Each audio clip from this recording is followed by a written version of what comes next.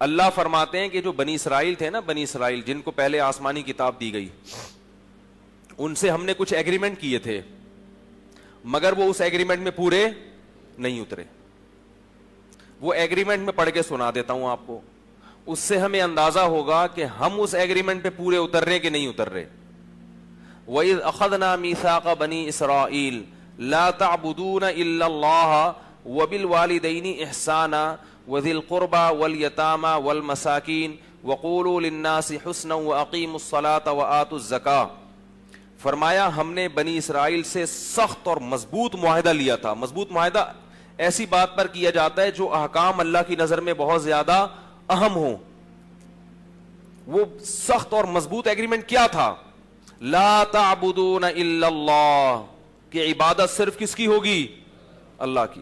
آج مسلمانوں کا ایک بہت بڑا طبقہ عبادت میں پیغمبر کو اور اولیاء کو اللہ کے ساتھ شریک، بولو یار، کر چکا ہے. لوگ مجھے کہتے ہیں اس ٹاپک پر نہ بولا کریں آپ، کہ بھئی نبی کی بھی عبادت ہو رہی ہے، نبی سے بھی دعائیں مانگی جا رہی ہیں، نبی کو بھی حاجت روا مشکل کشا سمجھا جا رہا ہے. اس ٹاپک پر بات کرنے سے فرقواریت پھیلتی ہے. میں ان سے ایک بات کہتا ہوں کہ اگر ہم توحید ہی بیان کرنا چھوڑ دیں جو اسلام کی بنیاد ہے، تو ممبر پہ بیٹھنے کا. ڈاکٹر ذاکر نائک صاحب اللہ ان کی عمر میں برکت دے، میں نے ان سے ایک سوال کیا تھا کہ یو کے میں یا بعض دیگر ممالک میں آپ پر پابندی کیوں لگی؟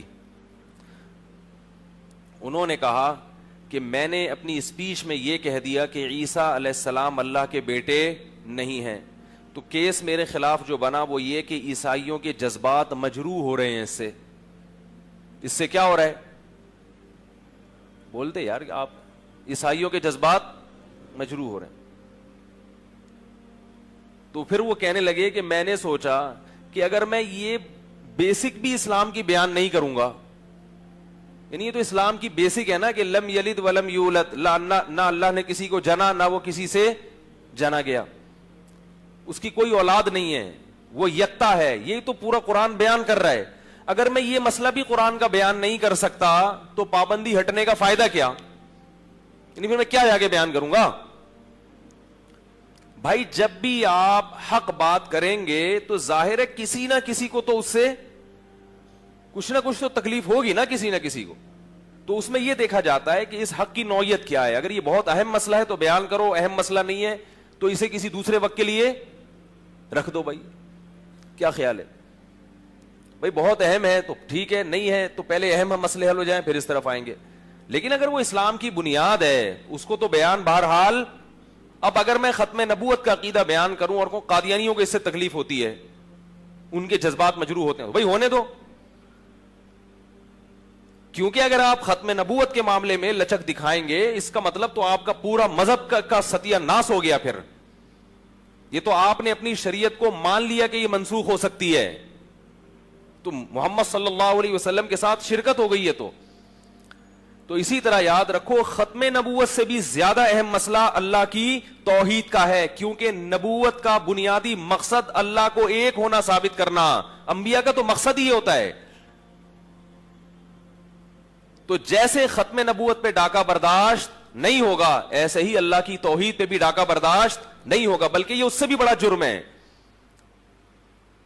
بھائی جیسے نبوت میں شرکت کسی جھوٹے نبی کی یہ بہت بڑا جرم ہے، اسی طرح اللہ کی الوہیت میں شرکت یہ بھی بہت بڑا جرم ہے، اور یہ پہلے جرم سے بھی زیادہ بڑا جرم ہے.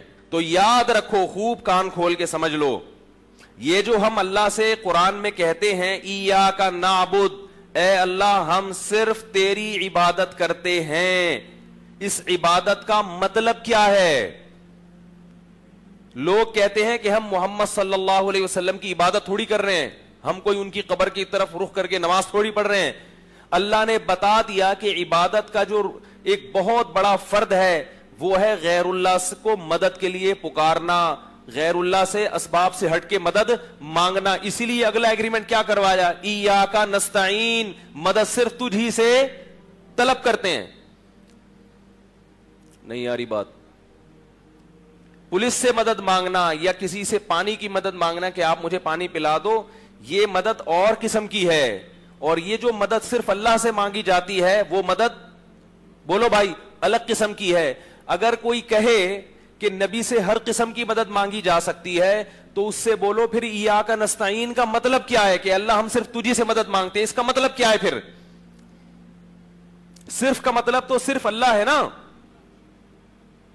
یار بھائی. صرف انگلش میں صرف کسے کہتے ہیں؟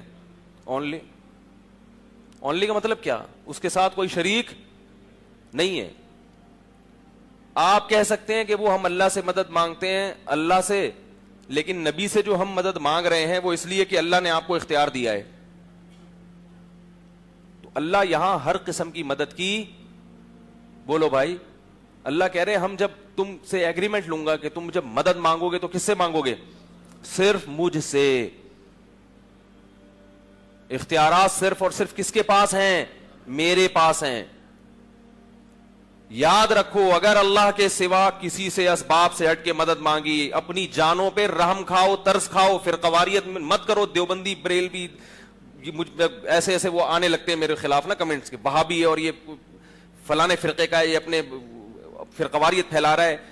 تانے دیتے رہو, جہنم کی آگ میں لٹکے ہوئے ہوگے. اگر شرک قابل معافی ہوتا تو اللہ سب سے پہلے محمد صلی اللہ علیہ وسلم کے چچا ابو طالب کو اور آپ کے دادا عبد المطلب کو جہنم کی آگ سے بچاتا.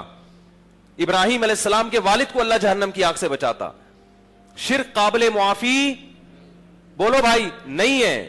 آپ یوٹیوب پہ میرے خلاف کمنٹ سینکڑوں کر دیں, خدا کی قسم قیامت میں رو رہے ہوگے کہ مولوی صحیح کہہ رہا تھا, کاش ہم اس کی بات پر عمل کر لیتے. اور یہ میری بات نہیں ہے, میں کون ہوتا ہوں, یہ اللہ رسول کی بات ہے, یہ تو اجماعی عقیدہ ہے. حاجات میں اور پریشانیوں میں کس کو پکارا جائے گا؟ اللہ کو پکارا جائے گا. اگر ہمارے کسی بزرگ نے غیر اللہ کو پکارا ہے, غلط کیا ہے انہوں نے, لوگ حوالہ دیتے ہیں وہ فلاں دامت برکاتہم نے بھی تو کیا ہے. بھائی ہم دامت برکاتہم کے مکلف نہیں ہیں, ہم تو اللہ کی کتاب کے مکلف ہیں. ہر نماز میں ہماری زبان سے اللہ ہم سے اگلوا رہا ہے ایاک نعبد, اور اللہ کہہ رہے اس فاتحہ کے بغیر نماز ہی نہیں قبول کروں گا میں.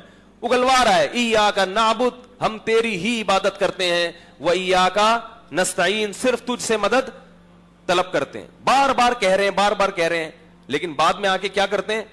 نہیں بھائی ادھر بھی جائز ہے, ادھر بھی جائز ہے, اس سے بھی مانگنا جائز, اس سے بھی جائز. یہ گستاخ رسول ہیں, یہ گستاخ اولیاء ہیں, یہ گستاخ ولی ہیں. لن یستنکف المسیح ان یکون عبدا للہ. عیسائیوں نے حضرت عیسیٰ کی جب حیثیت کو بڑھایا تو اللہ نے کیا کہا کہ تم عیسیٰ ابن مریم کو خوش کرنے کے لیے یہ کر رہے ہو. عیسیٰ ابن مریم کو خوش کرنے کے لیے تم نے ان کو اللہ کا بیٹا بنا دیا, جبکہ حقیقت میں عیسیٰ اس سے خوش نہیں ہو رہے. اللہ فرماتے ہیں عیسیٰ اس سے خوش ہوتے ہیں کہ ان کو اللہ کا بندہ کہا جائے, اللہ کا غلام کہا جائے, مختار کل مشکل کشا نہ سمجھا جائے. عیسیٰ تو اس سے خوش ہوں گے کیونکہ وہ اسی پیغام کو لے کر دنیا میں آئے ہیں. آپ صلی اللہ علیہ وسلم نے صاف لفظوں میں فرمایا لا تطرونی کما اطرت النصارى کما قال صلی اللہ علیہ وسلم, فرمایا میری حیثیت کو ایسے مت بڑھاؤ جیسے نصارہ نے عیسیٰ ابن مریم کی حیثیت کو بڑھا دیا. اس لیے یاد رکھو شرک شرک ہی ہوتا ہے, اس کے کوئی دو نام نہیں ہوتے.